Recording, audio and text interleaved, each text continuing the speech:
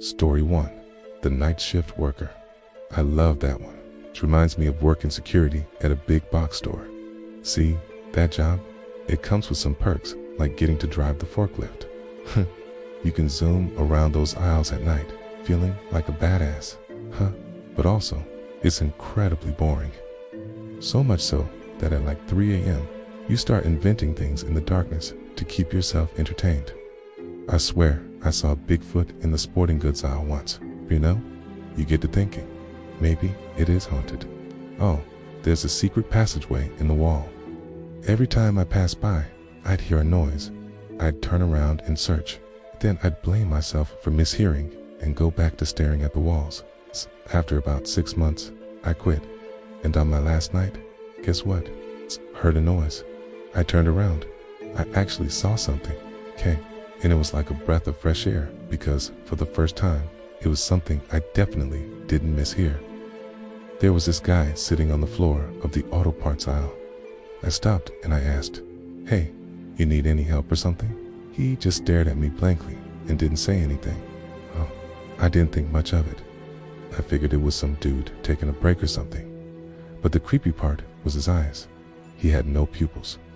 They were just these black holes. Well, I laughed it off and went to check on him every few minutes to see if he was okay.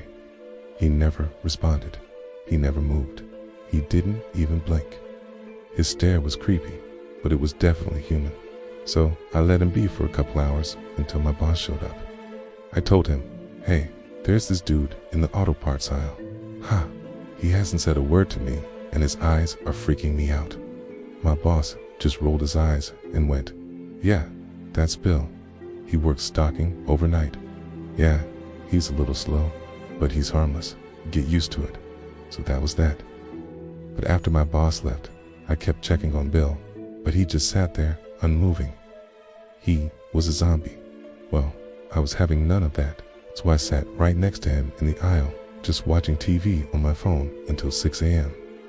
I told myself, if he's a real person, he'll leave eventually.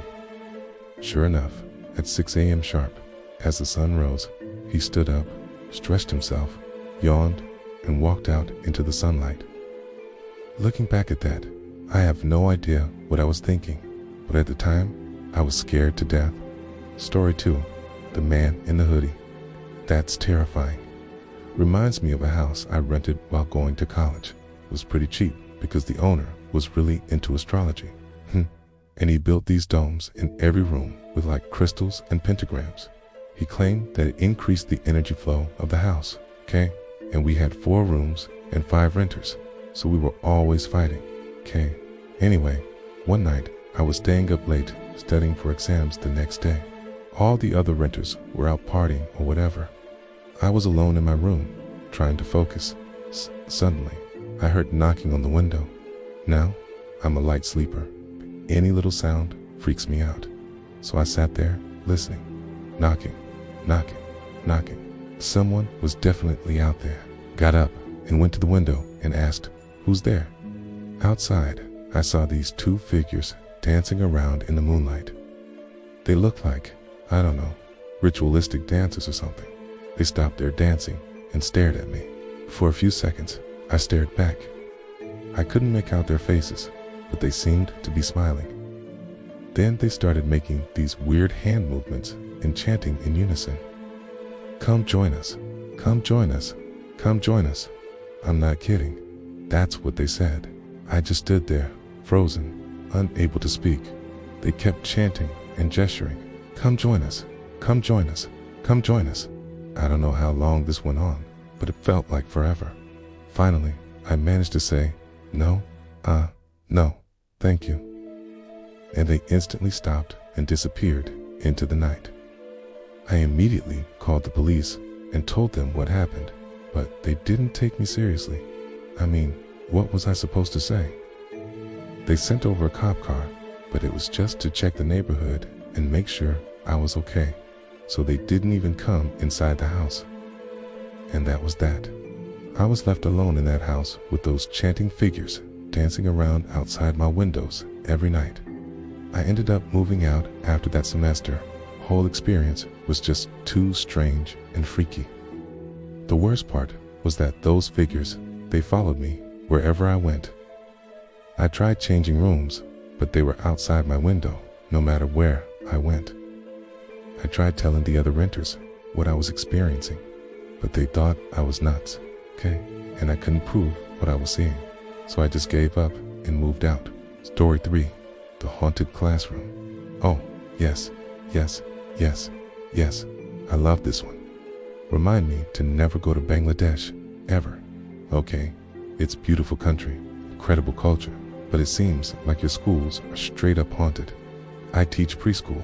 Most of my students are around 4 years old. I've been teaching for almost 10 years now, and I have to say, kids can be pretty smart sometimes.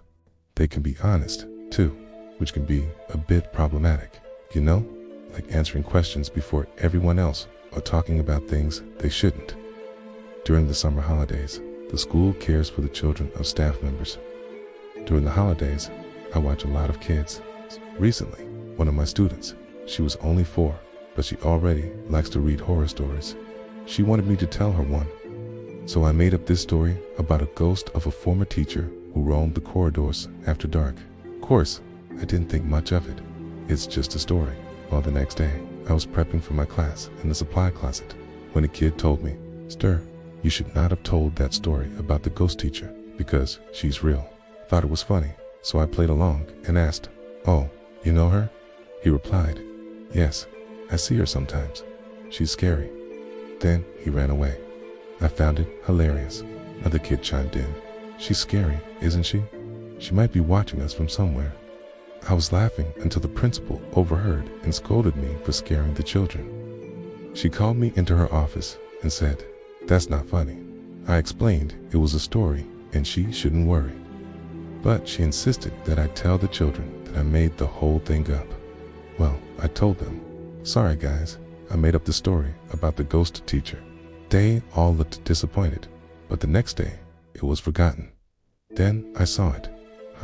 One of the students had drawn a picture for me. It was a drawing of a ghost of a woman. She was holding a book and was obviously a teacher. Below the drawing were the words for Mr. I smiled and hung it on my bulletin board. The principal saw it and yelled at me again. She said, "How could you?" I told her it was just a drawing, but she didn't care. Afterwards, I noticed that whenever I told the kids a fake spooky story, they would draw pictures of ghosts and scary things. I tried to talk to the principal about it again, but she insisted that I stop the activity. So now I tell them normal stories. But I'll never forget the look on their little faces when they heard the tale of the ghost teacher. They believed every word of it. Thanks for watching. If you've made it this far, leave a comment down below saying, "I've made it." And if you like the video, don't forget to subscribe. We'll pay you back with good content. Promise. See you next time.